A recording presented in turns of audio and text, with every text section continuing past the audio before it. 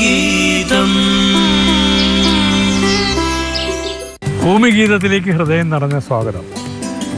Kairali T വിയിലെ ഒരു ഉദ്യോഗസ്ഥനായ ശ്രീമാൻ PA ഫൈസലും അദ്ദേഹത്തിൻ്റെ ഭാര്യ ഷമിത ഫൈസലും ചേർന്ന് നടത്തുന്ന aquaponics കൃഷിരീതി പ്രയോജനപ്പെടുത്തിക്കൊണ്ടുള്ള Vayaloram fish and vegetable ഫാംസിൻ്റെ ദൃശ്യങ്ങളാണ് കഴിഞ്ഞ ആഴ്ചയിൽ നാം കണ്ടത്. അക്വാപോണിക്സ് സാങ്കേതികവിദ്യയുടെ ചുരുക്കം മീൻ വളർത്തുന്ന ഒരു ടാങ്ക്, അതിൽ നിന്നുള്ള വെള്ളം പമ്പ് ചെയ്ത് കൃഷിക്ക് ഉപയോഗിക്കുക. അത് മണ്ണിലേക്ക് താഴ്ന്നു പോവുകയല്ല, ആ വെള്ളം കൃഷിയിടത്ത് നിന്ന് വീണ്ടും ഈ ടാങ്കിലേക്ക് പമ്പ് ചെയ്ത് മാറ്റുക. ഇതിൻ്റെ കൂടുതൽ വിവരങ്ങൾ നമുക്കിത് വിശദമായി കാണുമ്പോൾ മനസ്സിലാവും.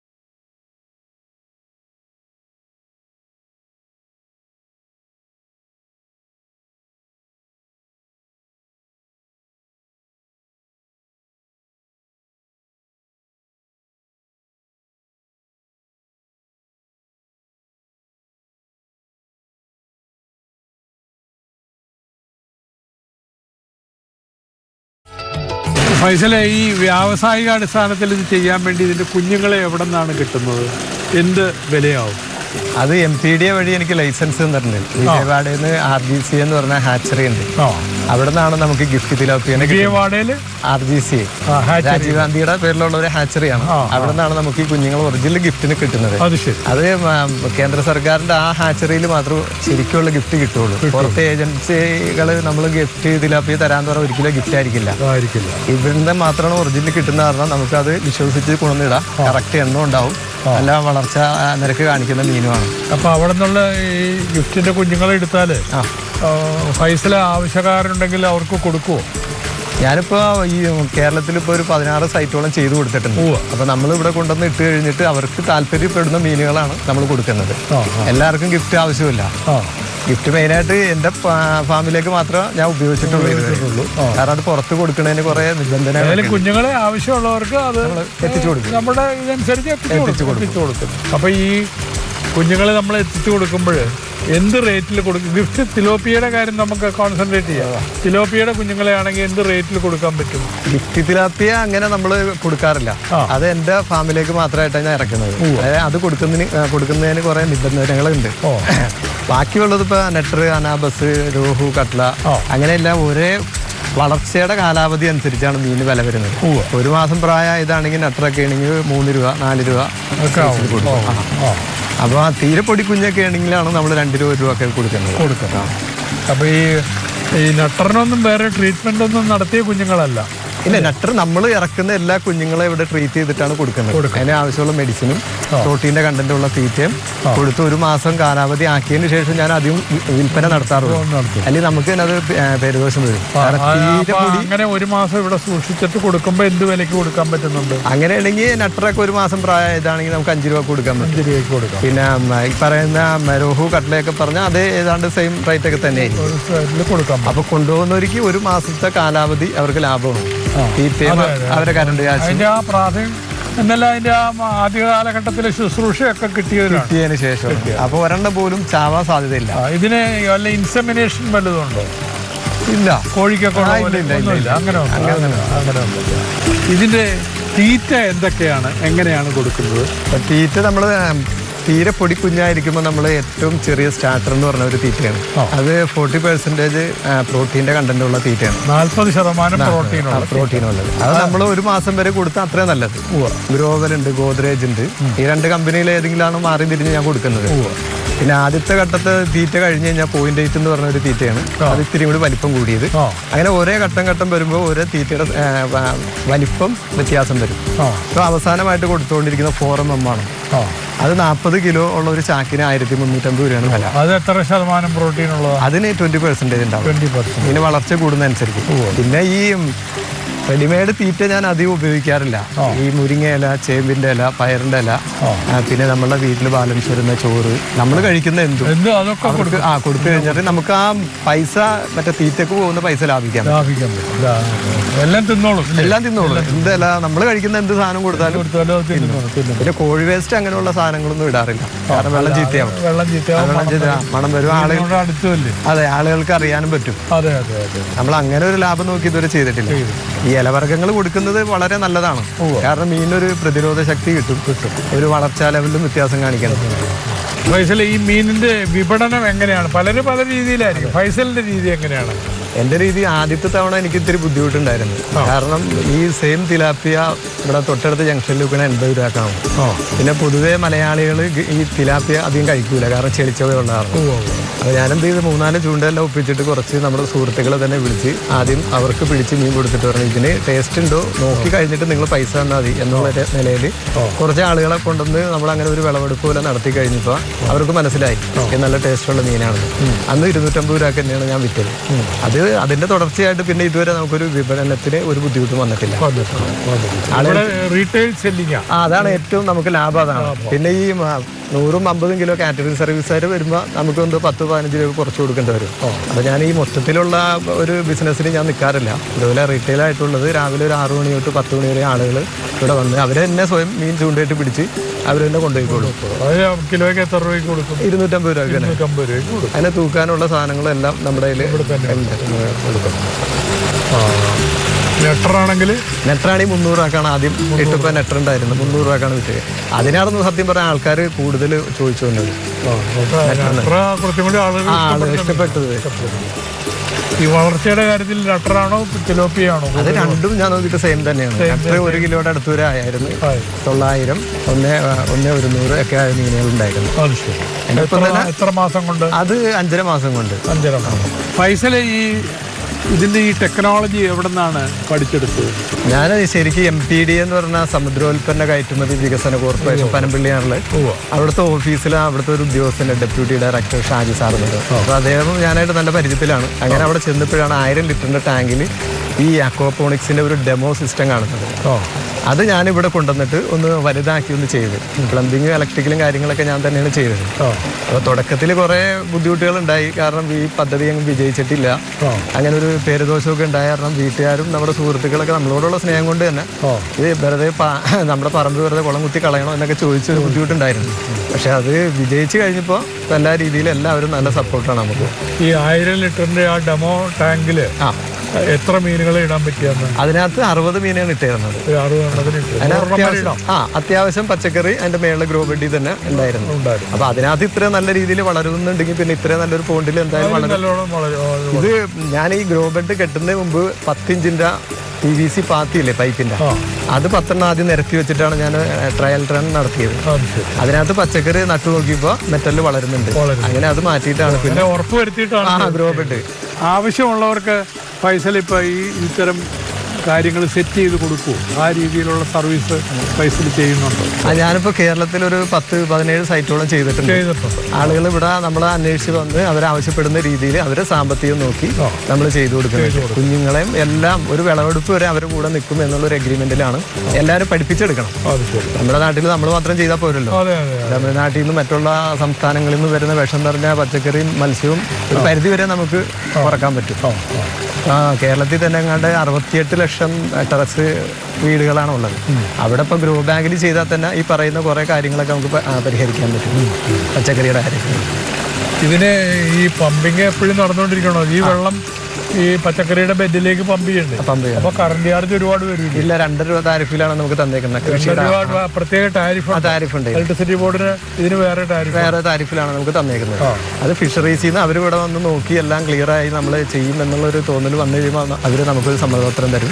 അത് KCB കൊടുത്തിട്ടാണ് നമ്മൾ ആ കണക്ഷന് അപ്ലൈ ചെയ്യുന്നത്. അപ്പൊ ആ താരിഫിൽ കണക്ഷൻ, ആ താരിഫിൽ പിന്നെ ടെറസ് ഉള്ളവർക്ക് വേണ്ടി ടെറസിന്റെ മേളിൽ ചെയ്യും. അപ്പൊ ടാങ്ക് വെച്ചിട്ട് ടെറസിന്റെ മുകളിൽ നമ്മൾ ചെയ്തു കൊടുക്കുന്നത് ചെറിയ യൂണിറ്റുകൾ. ഒരു വീട്ടിലേക്ക് ആവശ്യമുള്ള പച്ചക്കറി മീനും വേണമെങ്കിൽ അപ്പോൾ ഒരു 1000 ലിറ്ററിന്റെ ടാങ്കിൽ നമ്മൾ ചെയ്തു കൊടുക്കുന്നത്. അത് അല്ലാതെ തന്നെ കൊമേഴ്സ്യൽ പദ്ധതിയായിട്ട് ഒരു 16 സൈറ്റോളം നമ്മൾ ചെയ്തിട്ടുണ്ട് കേരളത്തിൽ. എല്ലാ പണിക്കാരും നമ്മുടെ കയ്യിൽ ഉണ്ട് ചെയ്ത് കൊടുക്കാൻ. ഫൈസൽ ഇപ്പോൾ ഇവിടെ 2 ട്രിപ്പ് വിളവെടുത്ത് കഴിഞ്ഞല്ലോ. ഒരു ട്രിപ്പ് വിളവെടുക്കുമ്പോൾ നമുക്ക് എത്ര രൂപയുടെ, ഒരുമിച്ചല്ല വിളവെടുക്കണം, എന്നാലും അതിൻ്റെ ഒരു കണക്ക് കാണുമല്ലോ, എത്ര രൂപയുടെ മീൻ നമുക്ക് കിട്ടുന്നുണ്ട്? എന്ത് നിരക്കിലാണ് മീൻ ഇവിടെ കൊടുക്കുന്നത്? ആദ്യത്തെ തവണ നമ്മൾ ഇട്ട് കഴിഞ്ഞപ്പോൾ എനിക്ക് ഒരു 2,800 അടുത്ത് മീനുണ്ടായിരുന്നു. അത് നമ്മൾ 250 രൂപ വെച്ചാണ് ഇവിടെ വിറ്റ്. അതുപോലെ തന്നെ രണ്ടാമത്തെ തവണയും വിളവെടുപ്പ് നടത്തിയപ്പോൾ വൻ വിജയമായിരുന്നു. അത് സിനിമാടൻ ജാഫർ ഇടുക്കിയൊക്കെ വന്നിട്ടാണ് അന്ന് ചെയ്തത്.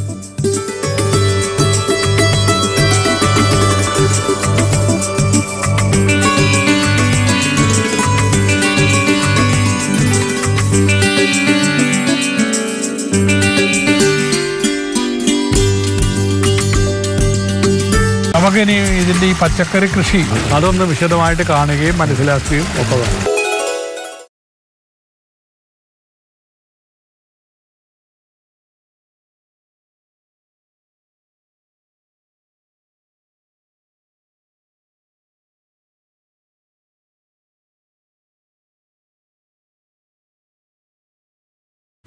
ഇപ്പം ഇത് അക്വാപോണിക്സിലെ ആ ടാങ്കിനോട് ചേർന്നുള്ള പച്ചക്കറി കൃഷിയാണ് ഇത് 10 ഗ്രോ ബെഡ്. 10 grow bed. ഈ എത്ര വിസ്തീർണത്തിൽ വേണമെന്നാണ് അതിന് നിയമം? നമുക്ക് ശരിക്കും പറഞ്ഞാൽ ഒരു കുളം ചെയ്താൽ അതിന്റെ ഡബിൾ ഫിൽട്രേഷൻ വേണമെന്നാണ് ഏരിയ. അപ്പൊ നമ്മൾ ഇത്രയും ചെയ്തിട്ടുണ്ട്. അതിനകത്ത് ഒരു 50 സെന്റിൽ നിൽക്കുന്ന പച്ചക്കറി ഇതിൽ കൊള്ളും. പിന്നെ നമ്മൾ അത്യാവശ്യം പുറത്ത് പച്ചക്കറി ചെയ്തിട്ടുണ്ട്. അപ്പൊ ഈ കുളത്തിലെ വെള്ളം നമ്മൾ അതിന് ഉപയോഗിക്കുക. അത് വളമാണല്ലോ. എന്നിട്ട് പുതിയ വെള്ളം ആഡ് ചെയ്ത് കൊടുക്കുമ്പോൾ ഒരുവിധം ഫിൽട്രേഷൻ ടാലിയാവും. ശരിയായിക്കോ. അപ്പൊ എങ്ങനെയാണ് ഈ പച്ചക്കറി കൃഷി നടക്കുന്നത്? അതൊന്ന്, അതായത് ഇതിപ്പോ അക്വാപോണിക്സിന്റെ കൃഷിയല്ലേ? അതെ. അതെങ്ങനെയാണ് അതിന്റെ പ്രവർത്തനം എന്നുള്ളത്? പ്രവർത്തനം എന്ന് പറഞ്ഞപ്പോ ഇതിനെ കുളത്തിൽ ഫോം ചെയ്യുന്നത് അമോണിയ എന്ന് പറഞ്ഞൊരു സംഭവമാണ്. അതെ. അത് നമുക്ക് പച്ചക്കറിക്കും വേണ്ട, മീനിനും വേണ്ട. 2 ദോഷമാണ്. അത് നേരെ നമ്മൾ 1000 ലിറ്ററിന്റെ ടാങ്കിൽ അടിച്ച് കയറ്റി അത് കൺവെർട്ട് ചെയ്ത് നൈട്രജൻ ആക്കി മാറ്റിയാണ് ബെഡിലേക്ക് വരുന്നത്. അത് പച്ചക്കറി അതിനാവശ്യമുള്ള വളം വലിച്ചെടുത്തിട്ട് ശുദ്ധമായ വെള്ളം റിട്ടേൺ നമ്മുടെ പോണ്ടിലേക്ക് പോകും. മീൻ വളർത്തണ കുളത്തിൽ നിന്നുള്ളത് ആദ്യം ആ ടാങ്കിലേക്ക് 1000 ലിറ്ററിന്റെ ഫിൽട്രേഷൻ ടാങ്കിലേക്ക് അടിച്ച് അതിനകത്ത് നമ്മൾ ബയോബോൾസ് പോലത്തെ കുറച്ച് ബാക്ടീരിയ ഫോം ചെയ്യാനുള്ള സംഭവങ്ങൾ ഇട്ടിട്ടുണ്ട്. അപ്പൊ അത് കൺവെർട്ട് ചെയ്തിട്ടാണ് പച്ചക്കറിക്കുള്ള വളമായിട്ട് മാറുന്നത്. പച്ചക്കറി വളം വലിച്ചെടുത്ത് കഴിഞ്ഞിട്ടുള്ള വെള്ളം ഇങ്ങോട്ട് വരുന്നത്. അതായത് പൈപ്പ് വഴി ആ ടാങ്കിൽ നിന്ന് ഇറങ്ങി 10 വാൽവ് വെച്ച് വെള്ളം ക്രമീകരിച്ച് ഒരേ ലെവലിൽ 10 ഗ്രോ ബെഡിലും വീണ് റിട്ടേൺ നേരെ കുളത്തിലേക്ക് പോകും. അത് കണ്ടിന്യൂസ് ഇങ്ങനെ സംഭവിച്ചുകൊണ്ടിരിക്കുകയാണ്. അതായത് ആ മീൻ വളർത്തുന്ന ടാങ്കിൽ നിന്ന് ഈ ഫിൽട്രേഷൻ ടാങ്കിലേക്ക് അവിടെ ഈ ബയോബോൾസുമായിട്ടൊക്കെ പ്രവർത്തിച്ച് ഈ അമോണിയം നൈട്രേറ്റോ ഒക്കെ ആയിട്ട് മാറി. എന്നിട്ട് അത് ഉള്ള വെള്ളം ഈ പച്ചക്കറി ബെഡിലേക്ക് വരും. പലതായിട്ട് തിരിഞ്ഞു വരും. ഈ ബെഡിൽ അത് ഏതാണ്ട് നിറയുമ്പോൾ ഗ്രാവിറ്റിയിൽ ഇത് അങ്ങോട്ട് കുളത്തിലേക്ക് പോകും. ഈ പ്രോസസ്സ് ഇങ്ങനെ നടന്നുകൊണ്ടിരിക്കുമ്പോൾ പച്ചക്കറിക്ക് ആവശ്യമുള്ള വളം എപ്പോഴും വലിച്ചെടുക്കുക. വേറെ ഒന്നുമില്ല. ലിക്വിഡ് ടൈപ്പ് വളമായാലും പച്ചക്കറി പെട്ടെന്ന് വലുതാവുകയും ചെയ്യും. ഈ ബെഡിനകത്ത് ഈ മെറ്റലേ ഉള്ളൂ, മണ്ണില്ല. 14 ലോഡ് മെറ്റൽ കഴുകിയിട്ടേക്കാണ്. അത് ശരി. 14 ലോഡ് മെറ്റൽ കഴുകിയിട്ടിരിക്കുക. ബെഡിന്റെ സൈസ് എന്ന് പറഞ്ഞാൽ 5 മീറ്റർ നീളവും 1 മീറ്റർ വീതിയും 2 അടി ഡെപ്തുമാണ്. ഈ ബെഡിൽ നിൽക്കുന്ന ചെടികൾ പറിച്ചെടുത്തിട്ട് വെച്ചാൽ വാടില്ല എന്ന് പറയുന്നത് ശരിയാണോ? ഇല്ല, പറിച്ചെടുത്തിട്ട് ഒരു കുഴപ്പമുണ്ടാവില്ല. ഇല്ല അങ്ങനെ പറഞ്ഞു കേട്ടോ. പാടില്ല.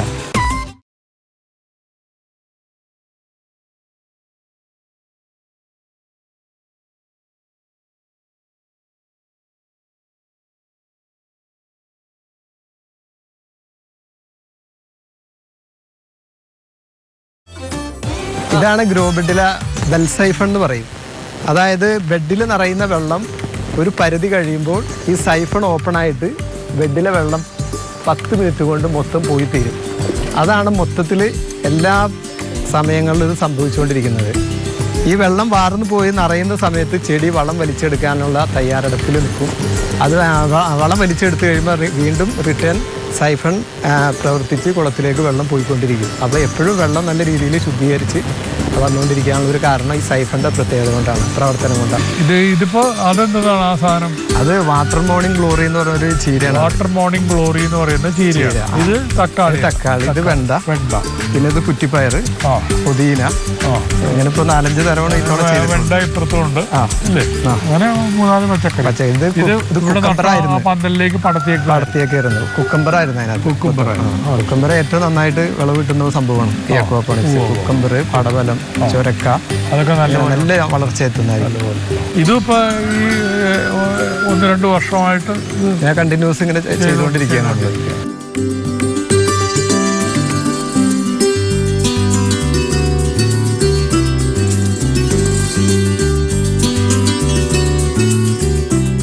ചുർണിക്കര പഞ്ചായത്തിലെ താമസക്കാരനായ കൈരളി TV വർക്ക് ചെയ്യുന്ന ഫൈസൽ അക്വാപോണിക്സ് മത്സ്യകൃഷി വളരെ വിചിത്രമായ രീതിയിലാണ് ചെയ്യുന്നത്. ഒരേ സമയം മത്സ്യകൃഷിയും പച്ചക്കറി കൃഷിയും നല്ല രീതിയിൽ ചെയ്യുന്നുണ്ട്. ഇതിപ്പോൾ 2 വർഷത്തോളമായി കൃഷി രീതി തുടങ്ങിയിട്ട് 2 പ്രാവശ്യം വിളവെടുപ്പിന് ഞങ്ങൾ പങ്കെടുത്തിരുന്നു. നല്ല രീതിയിൽ ഉള്ള വിളവെടുപ്പാണ് ഇവിടെ നടന്നിരുന്നത്. ഇത് നിങ്ങൾക്ക് എല്ലാവർക്കും ഒരു മാതൃകയാക്കി എല്ലാവർക്കും ചെയ്യാവുന്ന, സ്ഥലം തീരെ കുറച്ച് മതി, എന്നാൽ വരുമാനം വളരെയധികം കിട്ടുന്ന ഒരു കൃഷി രീതിയാണ് ഇത്. എല്ലാവർക്കും മാതൃകയാക്കി, ഫൈസലിനെ മാതൃകയാക്കി നിങ്ങൾക്ക് എല്ലാവർക്കും ചെയ്യാവുന്ന ഒരു കൃഷി രീതിയാണ്. ഫൈസലെ, ഇവിടെ ഇപ്പൊ ഈ പലതരം കൃഷികൾ കണ്ടല്ലോ. അതെ, ഇതിലൊക്കെ ഉണ്ടാകുന്ന കാർഷിക വിഭവങ്ങൾ വാങ്ങാൻ ആളുകൾ ശരിക്കും വരുന്നുണ്ടോ? വല്ല വിഷമമുണ്ടോ വിൽപ്പനയ്ക്ക്? ഈ പച്ചക്കറി അക്വാപോണിക്സിലെ ഒരു സ്ഥലത്തും വിൽക്കാൻ ഒരു ബുദ്ധിമുട്ടുമില്ല. കാരണം ഒരു കാരണവശാലും നമുക്ക് ഇതിനകത്തൊരു വിഷം അടിക്കാൻ പറ്റില്ല. വിഷം അടിച്ചത് ഇതിൽ കൂടുതൽ ഇൻവെസ്റ്റ്മെന്റ് ഉള്ള നമ്മുടെ മീൻ ചത്തു. അത് ജനങ്ങൾക്ക് വെള്ളത്തിൽ നേരെ നമ്മുടെ കുളത്തിലേക്കാണ് പോകുന്നത്. അത് ജനങ്ങൾക്ക് 100% ബോധ്യപ്പെട്ട കാരണം പച്ചക്കറിക്ക് നമുക്കൊരു ബുദ്ധിമുട്ട് വിഷമില്ലാത്ത പച്ചക്കറിയാണെന്ന് ആരും പറയാതെ സാമാന്യ ബുദ്ധിയുള്ളവർക്ക് മനസ്സിലാവും. കാരണം ഇപ്പൊ സാറ് ഈ പുതിന തന്നെ എടുത്തൊന്ന് മണത്തി നോക്കിയ കടയിൽ നിന്ന് വാങ്ങിച്ചാൽ അത് ഒരു ഡെഡ് ആയിരിക്കും, ഒരു മണം പോലും കാണില്ല. കാരണം ഏറ്റവും കൂടുതൽ വിഷം അടിക്കുന്നത് പുതിന, മല്ലിയില, വേപ്പിന്റെ ഇല സംഭവത്തിലാണ്. അപ്പൊ ഈ തമിഴ്നാട്ടിൽ നിന്ന് വരുന്ന പൂർണ്ണമായിട്ടും നമുക്കറിയാം വിഷം നിറഞ്ഞ പച്ചക്കറിയും ആഹാര സാധനങ്ങളുമാണ്. ഇപ്പൊ മീഡിയാസൊക്കെ ഇത്ര വിപുലമായപ്പോഴാണ് നമ്മൾ അറിഞ്ഞു തുടങ്ങിയത് തന്നെ. അല്ലെങ്കിൽ നേരത്തെ നമ്മൾ കഴിച്ചുകൊണ്ടിരിക്കുകയല്ല.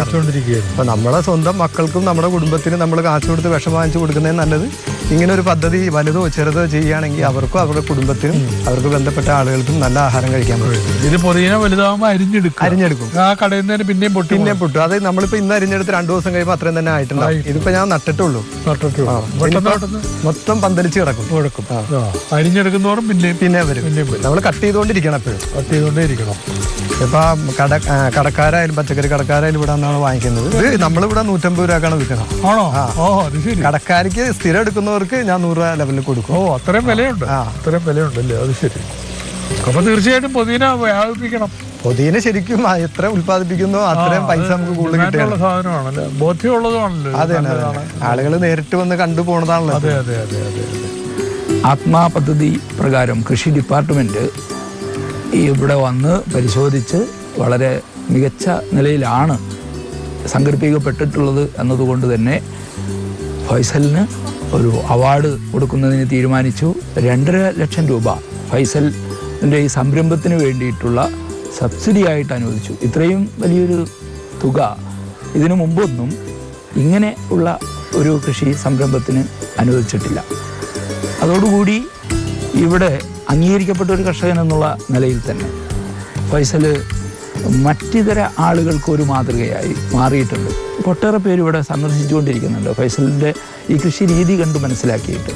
ഇപ്പോൾ ഹരിത കേരളം മിഷൻ എറണാകുളം ജില്ലാ കളക്ടറുടെ അധ്യക്ഷതയിൽ കൂടി കഴിഞ്ഞപ്പോൾ അവിടെയും MLA സൂചിപ്പിച്ചു ഫൈസലിൻ്റെ ഇവിടുത്തെ ഈ മാതൃക. അത് മറ്റു പലയിടത്തും അവരെല്ലാവരും ഇവിടെ വന്ന് കണ്ട് അവർക്കും ഈ ഒരു മാതൃക ഇനി അവലംബിക്കാവുന്നതാണ് എന്ന അഭിപ്രായം പറഞ്ഞിട്ടുണ്ട്. നമുക്ക് വളരെ മെച്ചപ്പെട്ട ഒരു മീൻ വളർത്താനും മീനും ഇവിടെ ഉൽപ്പാദനം എടുത്തത് സിനിമാ രംഗത്തുള്ള പ്രഗത്ഭരെയൊക്കെ കൊണ്ടുവന്നാണ്. ആദ്യം ഹരിശ്രീ അശോകൻ ഉൾപ്പെടെയുള്ള ഒരു ടീം വന്നു. പിന്നീട് ഒട്ടേറെ ആളുകൾ അടുത്ത ഘട്ടത്തിലൊക്കെ വന്നു. ഓരോ ഘട്ടത്തിലും മത്സ്യം ഇവിടെ വിളവെടുക്കുമ്പോൾ തൃപ്തികരമായ രീതിയിൽ തന്നെ ഇതൊരു വിജയകരമാണ് എന്ന് നമുക്കൊക്കെ ബോധ്യപ്പെടുന്ന രീതിയിൽ വിളവെടുപ്പും കഴിഞ്ഞു. പച്ചക്കറി കൃഷിയും അതുപോലെ തന്നെ ജൈവ കൃഷി എന്നുള്ള നിലയിൽ അവിടെയും നല്ല വിളവെടുപ്പ് ഉണ്ടാവുന്നു. അപ്പോൾ ഇപ്പോൾ സ്ഥലമൊക്കെ വളരെ കുറഞ്ഞിട്ട് മറ്റുള്ള ഒരു സാഹചര്യത്തിൽ പൊതുവെ അനുകരണീയമായിട്ടുള്ള ഒരു മാതൃകയാണ് ഇവിടെ ഫൈസൽ സൃഷ്ടിച്ചിട്ടുള്ളത്. പഞ്ചായത്ത് എല്ലാ തരത്തിലുമുള്ള അഭിനന്ദനങ്ങൾ ഫൈസലിനെ ഈ സംരംഭത്തിന് അറിയിക്കുകയാണ്.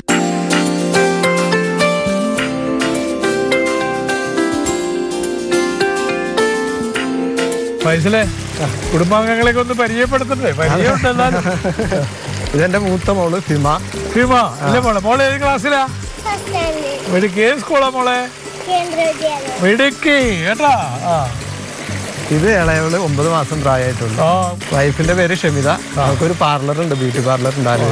അത് നടത്തിക്കൊണ്ട് പോണ അവളാ. അതെവിടെയാണ്? ഇവിടെ ആലുവ തന്നെ. ആലുവയിൽ തന്നെ. വളരെ ഒതുക്കത്തിൽ ഇത്രയും കാര്യങ്ങളൊക്കെ ചെയ്യുന്നുണ്ടല്ലോ. ജോലിയുടെ പുറമെ ചെയ്യാൻ പറ്റുന്ന പുള്ളിക്കാരെ ബ്യൂട്ടി പാർലറിൽ പോവില്ലേ? പോവും. എന്നാലും ഇതൊക്കെ നടക്കുന്നുണ്ട്. ഞങ്ങൾ രണ്ടുപേരും മാറിയും തിരിഞ്ഞാണ് നോക്കുന്നത്. ഒക്കെ നമ്മൾ മനസ്സുകൊണ്ട് വിചാരിച്ചാൽ എന്തും ചെയ്യാൻ പറ്റും. ഇപ്പൊ അന്യസംസ്ഥാന തൊഴിലാളികളാണെങ്കിൽ ഇവിടെ വന്ന് ദൂരം കാശ് ഒരു വർഷം എത്ര കോടി രൂപയാണ് അവർ അക്കൗണ്ടിലേക്ക് അന്യ സംസ്ഥാനങ്ങളിലേക്ക് പോകണം. നമ്മുടെ ഇവിടെ ആളുകൾ പണിയില്ലാതെ അത് ഗൾഫിൽ പോയാൽ എന്ത് പണി വേണമെങ്കിൽ എടുക്കുകയും ചെയ്യും. സ്വന്തം നാട്ടിലെ പണിയില്ലാതെ പണി ചെയ്താൽ തീർച്ചയായിട്ടും അതിൽ നിന്നുള്ള വരുമാനവും മേൽഗതിയും എല്ലാം ഉണ്ടാവും. തീർച്ചയായിട്ടും ഉണ്ടാവും. അതിനൊരു ഉദാഹരണം വിപുലമാക്കണം. ഇത് ഞാൻ ഒന്നും കൂടി കുളം വലുതാക്കാനായിട്ട് ബാക്കിൽ കരിങ്കല്ല് ഇട്ടിക്കൊണ്ടിരിക്കുകയാണ്. അപ്പൊ നമുക്ക് കൂടുതൽ മീനെ ഇതിനകത്ത് നിക്ഷേപിക്കാൻ പറ്റും. അതെ, അതുപോലെ ഇപ്പൊ ഇത് അനുഭവ സമ്പത്തായല്ലോ. അതെ, തീർച്ചയായിട്ടും ചെയ്യാൻ പറ്റും. കൈരളി ടിവിയുടെ അഭിനന്ദനങ്ങൾ. Thank you sir. ഭൂമിഗീതം പരിപാടിയെ സംബന്ധിച്ച നിങ്ങളുടെ വിലയേറിയ അഭിപ്രായങ്ങളും കൃഷി സംബന്ധമായ സംശയങ്ങളും ദയവായി ഞങ്ങളെ എഴുതി അറിയിക്കുക. ഞങ്ങളുടെ മേൽവിലാസം ഭൂമിഗീതം, കൈരളി TV, കൈരളി ടവേഴ്സ്, പാളയം, തിരുവനന്തപുരം. ഭൂമിഗീതം പരിപാടിയുടെ ഈ ഉപാഖ്യാനം ഇന്നിവിടെ അവസാനിക്കുകയാണ്. അടുത്തയാഴ്ച വീണ്ടും കാണാം. നന്ദി, നമസ്കാരം.